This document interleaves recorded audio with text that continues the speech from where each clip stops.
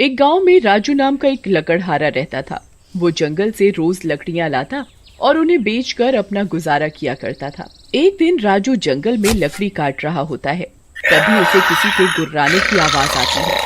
अरे, ये जंगल में कैसी आवाज आ रही है? आज से पहले तो ऐसा कभी नहीं हुआ। राजू आवाज को नजरअंदाज कर दोबारा अपने काम में लग जाता है। तभी वही गुर्राने की आवाज दोबारा आने लगती है। इस बार आवाज उसके सामने की झाड़ियों से आ रही होती है। राजू इस बार लकड़ियां काटना छोड़कर आवाज की दिशा में जाता है। वो अंदर तक जाता है लेकिन उसे कुछ दिखाई नहीं देता। ओह, लगता है मेरे कान बजने लगे हैं। यहाँ तो कोई भी नहीं है। तभी उसे झाड़ियों में किसी की लाल आंखें चमकती हुई दिखती हैं। राजू वहाँ से भागने की कोशिश करता है। ये क्या नया पंगा है भाई? भाग लो यहाँ से। पता नहीं किसकी शैतानी आंखें हैं ये। लेकिन राजू जैसे ही थोड़ी दूर जाता है, उसके सामने एक ब्रह्म राक्षस आकर खड़ा हो जाता है। उसका मुंह खतरनाक जानवर का होता है। मुंह के आगे बहुत बड़ा मांस का टुकड़ा लटक रहा होता है और उसके कई हाथ होते हैं। राजू उसे देखकर डर जाता है। ये क्या बला है भाई? ऐसा तो मैंने सिर्फ क्रिएचर फिल्म में देखा था। उमा तो बिपाशा बासु थी। कहाँ फंस गया रे? मम्मी बचाओ बचाओ। तभी ब्रह्म राक्षस उसे पकड़ लेता है। कई दिनों बाद मुझे शिकार मिला है। इस जंगल के जंगली जानवर खा खा कर मन भर गया था। अब मैं तुझे खाऊंगा।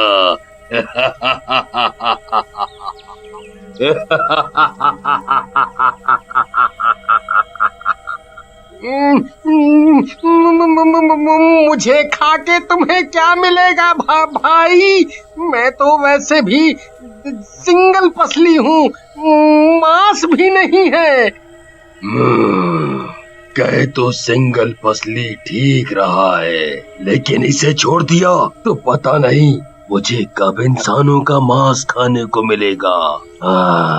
क्यों ना इसके शरीर में ही वास कर लूं?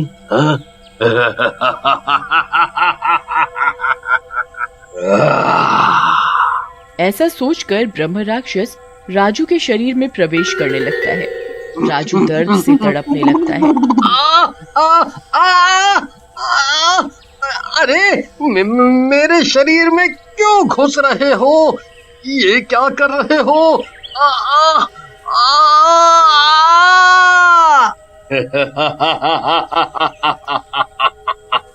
अब मैं तेरे शरीर में ही रहूंगा, सिंगल पसली। और दिन में तू राजू रहेगा और रात होते ही ब्रह्म राक्षस बन जाएगा।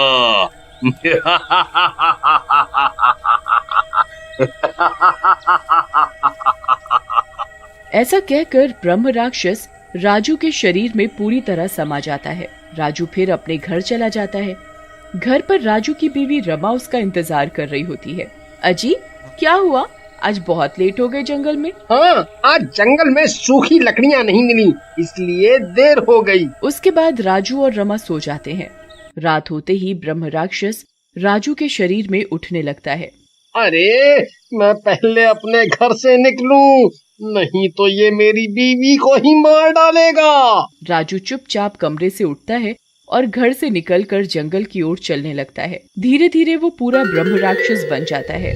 तभी उसे झाड़ियों के पीछे से गाने की आवाज सुनाई देती है। नीले गगन के तले धरती का प्यार पाले, ओ नीले गगन के तले। हाय हाय हाय हाय हाय हाय हाय, आज कुछ पराठे ज्यादा ही खा लिए हैं, बहुत दम लगाना पड़ रहा है। नीले गन्ने के तले। तभी उसकी आवाज सुनकर ब्रह्म राक्षस उसके सामने आ जाता है। गांव वाले को देखकर ब्रह्म राक्षस गुर्राने लगता है।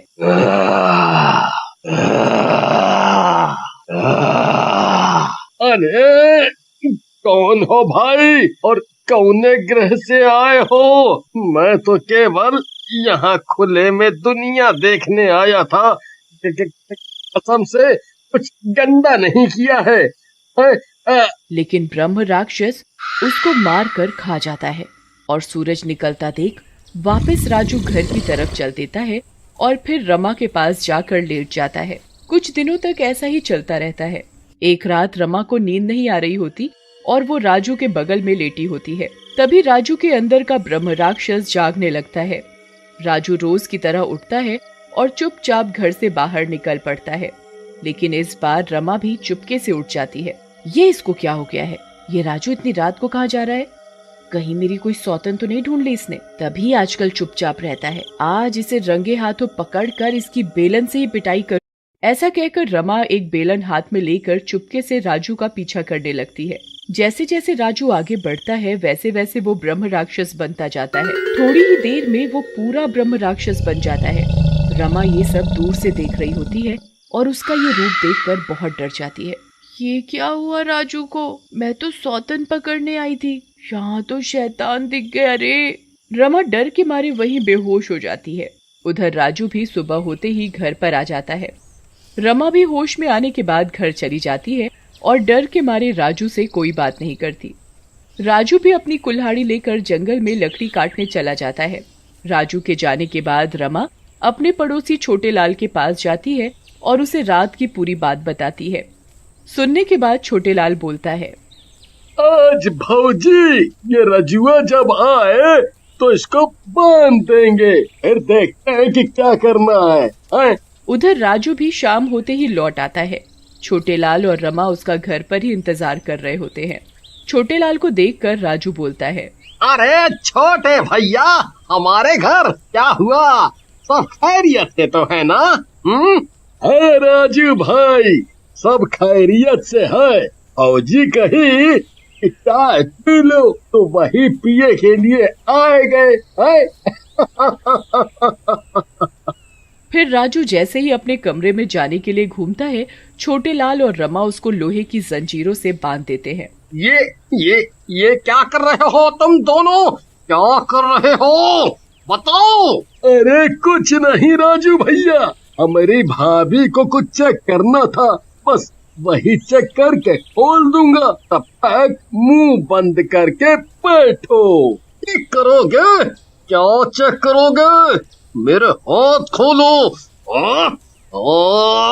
मेरे हाथ खोलो, नहीं तो खुलने के बाद तुम्हारी खैर नहीं। लेकिन रमा और छोटे लाल राजू को नहीं खोलते और रात होने का इंतजार करने लगते हैं। और काफी रात हो जाने पर भी कुछ नहीं होता है तो छोटे लाल गुस्से में बोलता है, भाभी आप भी ना देखो, राजू राजू ही है, फालतुए में शक करती हैं, कुछ नहीं हुआ लो। लेकिन तभी राजू गुर्राने लगता है और उसकी आंखें लाल हो जाती हैं और फिर वो धीरे धीरे ब्रह्म राक्षस बन जाता है। उसे देखकर छोटे लाल और रमा दोनों डर जाते हैं और घर के बाहर भाग जाते हैं। तभी 2-3 गांव वाले वहां से गुजर रहे होते हैं। राजू का गुर्राना सुनकर वो रुक जाते हैं और रमा से बोलते हैं,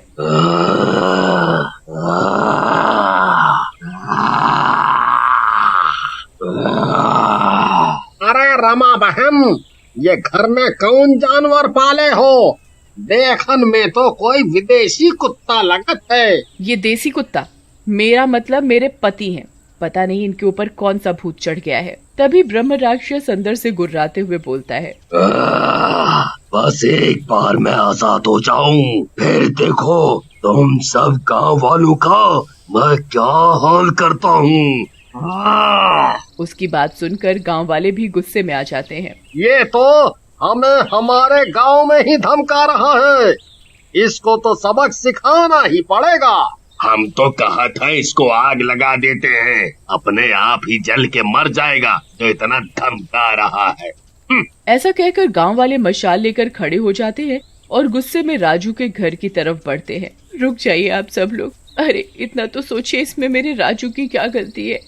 वो थोड़ी कर रहा है ये सब तो उसके अंदर बैठे ब्रह्म राक्षस की वजह से हो रहा है। रुक जाइए ना। रमा की बात सुनकर गांव वाले रुक जाते हैं। तभी गांव वाला बोलता है, बात तो सही है रमा बहन, लेकिन हम इस राक्षस को ऐसे भी तो नहीं छोड़ सकते। इसे छोड़ दिया तो ये हम सबको मार डालेगा। देखो, हमारी बात मानो तो नदी किनारे वाले बाबा को बुला कर लाओ, वही कुछ उपचार बताएंगे। फिर कुछ गांव वाले बाबा को लेने वहां से चले जाते हैं। उधर ब्रह्म राक्षस का गुस्सा बढ़ता ही जा रहा होता है। छोड़ दो मुझे, नहीं तो मैं तुम सबको कच्चा चबा जाऊंगा। छोड़ दो।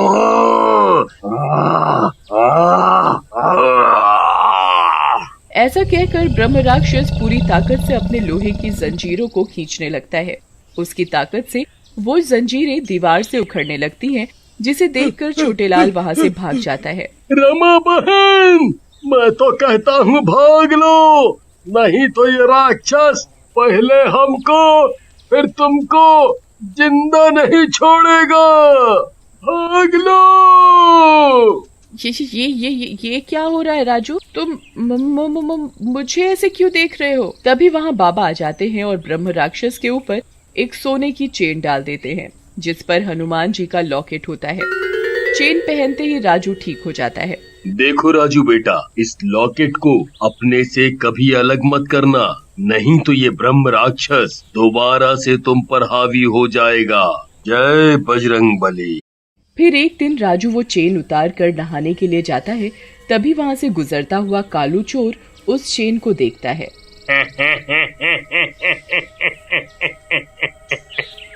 ये तो सोने की चेन लगती है, क्यों ना ये उठा लूं। एक बार में ही 2-3 महीनों का खर्चा निकल जाएगा। ऐसा सोचकर कालू चोर वो चेन उठाकर ले जाता है।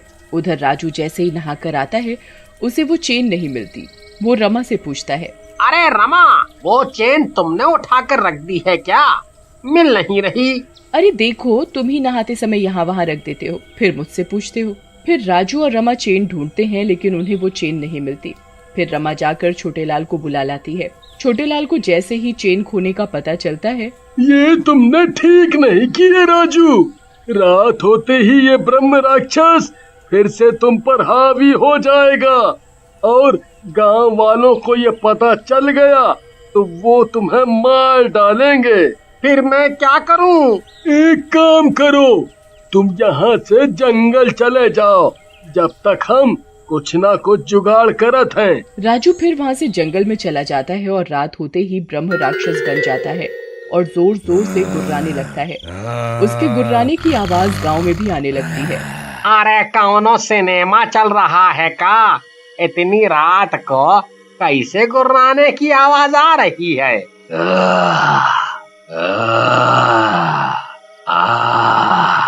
अरे रमा बहन, राजू कहाँ है? दिख नहीं रहा। सब ठीक तो है ना? फिर रमा रोते हुए दिन की सारी बात बताती है, जिसे सुनकर गांव वाले गुस्से में आ जाते हैं। ये तुमने ठीक नहीं किया रमा बहन। अपने पति की जान बचाने के लिए सारे गांव की जान जोखिम में डाल दी। अब हमें अपनी जान बचाने के लिए उस ब्रह्म राक्षस से मुकाबला करना ही होगा। फिर सारे गांव वाले हाथों में मशाल लेकर जंगल की तरफ चल देते हैं। तभी चलते चलते उन्हें कुछ डरावनी आवाजें सुनाई देती हैं। अरे लल्लू भाई, तुम सब लोग आगे चलो, हैं? हम जरा लघु शंका का निपटारा करके आते हैं। लेकिन जैसे ही गांव वाला लघु शंका के लिए घूमता है, वहाँ चुड़ैल आ जाती है। रुक जा मूर्ख, चुड़ैल को गीला करने जा रहा है। रुक जा, नहीं तो मैं तेरी जान ले लूंगी। अरे नहीं चुड़ैल जी, हम कुछ नहीं कर रहे। हमें माफ कर दो, हमें माफ कर दो। ऐसा कहकर गांव वाला वहाँ से भागने लगता है। अरे भागो रे भागो, अपनी अपनी जान बचाकर भागो। यहाँ ब्रह्म राक्षस नहीं, यहाँ तो चुड़ैल का मसला भी है भाई। अरे यार, इन सब के चक्कर में मैं कहाँ फंस गया।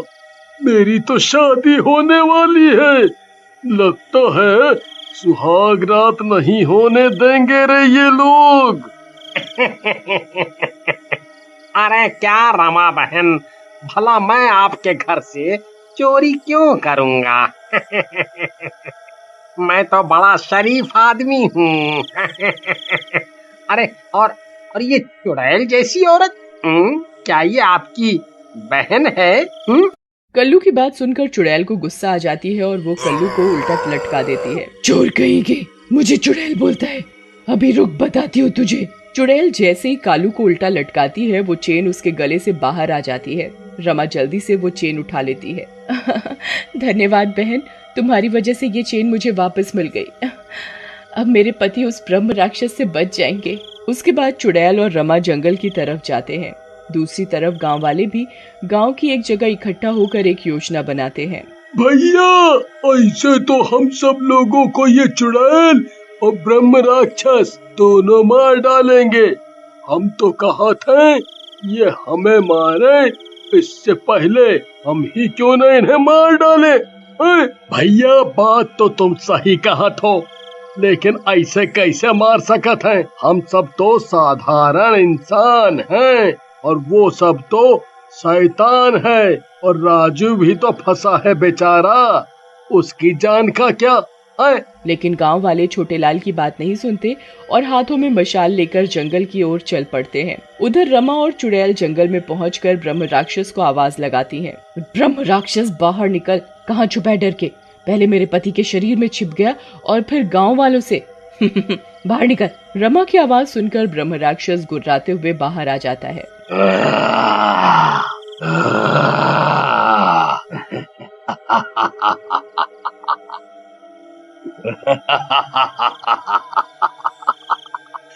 मैं डर गया।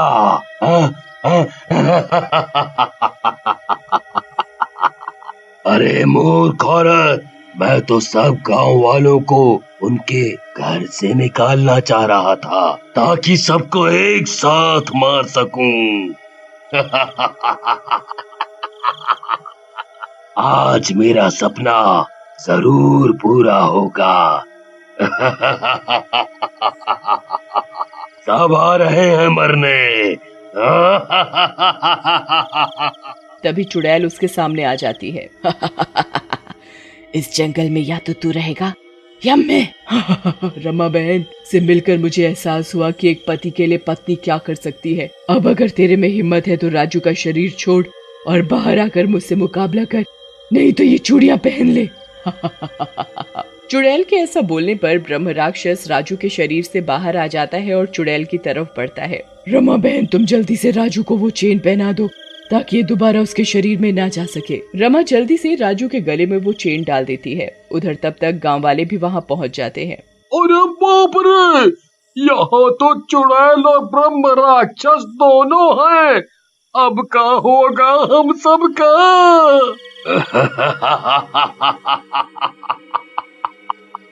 चुड़ैल, ये तूने अच्छा किया जो इस सूखे राजू के शरीर से मुझे आजाद करा दिया और गांव वालों को भी यहाँ बुला दिया। अब सबको मारूंगा। इन्हें तो तब तू कुछ कर पाएगा ना जब तू जिंदा बचेगा। ऐसा कहकर चुड़ैल ब्रह्म राक्षस को पकड़ लेती है और गांव वालों से बोलती है, गांव वालों, तुम जल्दी से हम दोनों को आग लगा दो, मेरे साथ साथ ये ब्रह्म राक्षस भी जल जाएगा। चुड़ैल बहन, इस तरह तो तुम भी खत्म हो जाओगी। नहीं नहीं, ये ठीक नहीं है। रमा बहन, हम चुड़ैले दूसरों की जान लेने के लिए मशहूर हैं। मुझे एक अच्छा काम करके लोगों का ये भ्रम तोड़ने दो। गांव वालों को मत रोको, मैं इसको ज्यादा देर तक रोक नहीं पाऊंगी। गांव वालों आओ और आग लगा दो मुझे। फिर चुड़ैल के कहने से वो चुड़ैल और ब्रह्म राक्षस को आग लगा देते हैं। अरे मूर्ख चुड़ैल, ये इंसानों जैसी हरकत क्यों कर रही है? खुद तो मर रही है, मुझे क्यों मरवा रही है?